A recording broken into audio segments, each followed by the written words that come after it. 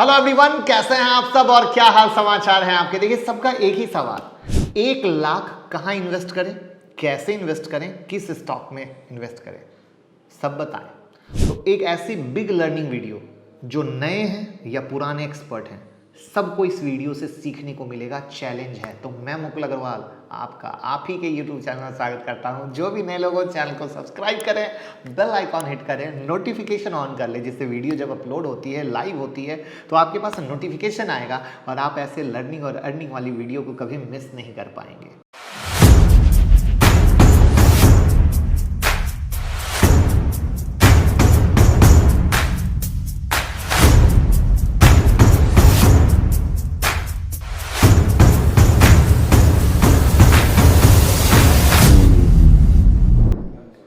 Wockhardt limited का right issue आ रहा है जो ओपन हो रहा है 15 मार्च को, क्लोज होगा 22 मार्च को।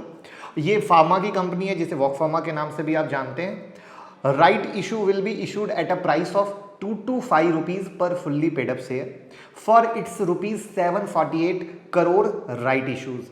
जो एलिजिबल इन्वेस्टर हैं उन्हें मिलेगा 3 share for every 10 share held as on the record date. If the share holding of any of the eligible equity share holder is 4 or more, such share holders will be entitled to at least 1 equity share.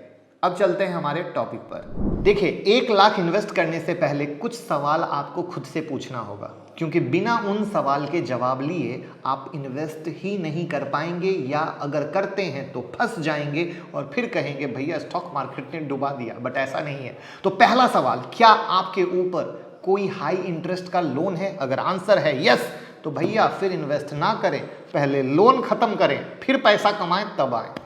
और अगर आपका answer है no, तो फिर ये सोचिए आपने invest कर दिया तो पैसे की नीड आपको कब पड़ेगी? 3 से 9 महीने के बाद, 1 साल के बाद, 3 से 5 साल के बाद, या 5 साल के बाद। तो अगर 3 से 9 महीने में पैसे की जरूरत पड़ेगी तो पैसे को फिक्स्ड डिपॉजिट में डालिए या डेट फंड में डालिए। गलती से भी स्टॉक मार्केट में पैसा को फिर से ना लगाएं, बहुत बड़ी गलती करेंगे। अगर 1 साल के बाद आपको पैसे की नीड पड़ेगी तो ये सवाल खुद से पूछिए कि आप किस टैक्स ब्रैकेट में आते हैं। अगर नील या 10% के स्लैब में है तो एफडी में जाके पैसा डाल दीजिए। अगर 20% टैक्स स्लैब है तो डेट फंड में पैसा जाके डाल दीजिए। अगर 3 से 5 साल में पैसे की नीड पड़ेगी तो नेक्स्ट सवाल खुद से पूछें कि आपका रिस्क एपेटाइट क्या है। तो आप कहेंगे भैया रिस्क नहीं लेंगे, फिर पैसा एफडी में डाल दीजिए, मार्केट में मत डालिए। अगर आप कहेंगे मॉडरेट रिस्क लेंगे तो म्यूचुअल फंड में इन्वेस्ट कीजिए या फिर लार्ज कैप में, और हाई रिस्क लेंगे तो स्टॉक मार्केट में प्रॉपर एक पोर्टफोलियो बनाकर इन्वेस्ट कीजिए। अब अगर आपको पैसे की जरूरत 5 साल के बाद पड़ने की जरूरत है तो यहां भी सेम रूल अप्लाई होगा जो 3 to 5 ईयर वाले में होता है। यानी रिस्क ना लेना हो तो एफडी आप ही के लिए बना है, मीडियम रिस्क लेना है तो म्यूचुअल फंड या लार्ज कैप है, और हाई रिस्क है तो प्रॉपर स्टॉक मार्केट में आएंगे, एक प्रॉपर पोर्टफोलियो क्रिएट करेंगे और तब बनाएंगे। तो क्या कभी ऐसा सोचा है? क्या कभी ऐसा सवाल आपने खुद से किया है? कमेंट बॉक्स में जरूर बताइएगा। ये हर एक इंसान को जानना जरूरी है, क्योंकि ये सवाल सोचकर जब इन्वेस्ट करेंगे किसी भी सूरत में, इन्वेस्टमेंट के बाद आपका बीपी इंक्रीज नहीं होगा, न टेंशन होगी, रात में चैन की नींद सोएंगे, और ना ही पोर्टफोलियो को बार बार देखकर कोई बिग मिस्टेक करेंगे। तो अब आपने डिसाइड कर लिया कि स्टॉक मार्केट में इन्वेस्ट करना है, तो फिर करना है कुछ काम। क्या काम करना है उस पे आते हैं। तो पहला, diversify your portfolio. Stock market में जब पैसा लगाएंगे तो फोकस होगा लॉस ना हो, उसके लिए हमें डाइवर्सिफिकेशन करना होगा। क्विक प्रॉफिट के लालच में बिगिनर्स सारा पैसा 1 से 2 स्टॉक में लगा देते हैं। लेस नंबर ऑफ स्टॉक का मतलब है रिस्क नहीं, सुपर हाई रिस्क। आपको डिफरेंट सेक्टर के डिफरेंट कंपनी में पैसा लगाना चाहिए। अब आप कहेंगे इसका क्या मतलब है? तो आप इंडिया के ग्रोथ पर विश्वास करते हैं? बहुत सारी इंडस्ट्री ग्रो करने वाली है। अब एक एग्जांपल ले लेते हैं, FMCG, banking, green energy, EV, AI, pharma, ऐसे अलग अलग सेक्टर के बेस्ट क्वालिटी स्टॉक को पकड़ते हैं। आपको अपने 1 लाख का 5 to 10% ईच स्टॉक में इन्वेस्ट करना है, और 10 स्टॉक अपने पोर्टफोलियो में मिनिमम एक राउंड में होना चाहिए। अब सेकंड चीज ध्यान देने वाली है कि इसमें भी 2 ऑप्शन है।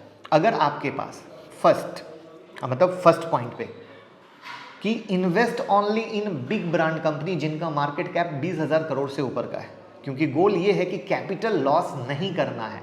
लार्ज कैप में इन्वेस्ट से रिस्क कम हो जाता है।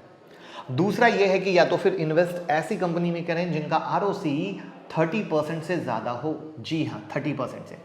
कंपनी जो जनरेट कर रही है more than 30% return on investment or cash flow rich company. और वहाँ भी ROCE भी देख रहे हैं पास्ट 10 ईयर्स का देखें, जिससे पता चल सके कि वो कांस्टेंट परफॉर्म कर रही हैं, खाली एक बार का नहीं। यहाँ पे PSU और गवर्नमेंट कंपनी को इग्नोर कर दीजिएगा, वहाँ पे try to catch debt free और लो डेट कंपनी। अब आप क्या कहेंगे, कब खरीदें? तो देखिए, कोई परफेक्ट रूल नहीं है, बट कोशिश कीजिए कि स्टॉक अपने ऑल टाइम हाई से 20 से 30% गिरावट में हो। बट याद रखें, जैसे अभी क्या है, अभी ऑल टाइम हाई से 30% क्या स्टॉक 50% गिरा पड़ा है कि नहीं? तो इसका मतलब क्या है कि मार्केट में गिरावट होती रहती है। हो सकता है आपने आज पोर्टफोलियो बनाया और 20% गिर जाए, 30% गिर जाए, डरना नहीं है। बल्कि जब आपके पोर्टफोलियो के लिए शेयर 20, 25, 30% गिरते हैं तो वहाँ पर एवरेज कीजिए। अब आप कहेंगे कौन सा स्टॉक? अरे भैया, रिलायंस, टाटा मोटर, टाइटन, दीपक नाइट्राइट, अपोलो हॉस्पिटल, इस तरह के शेयर पकड़िए।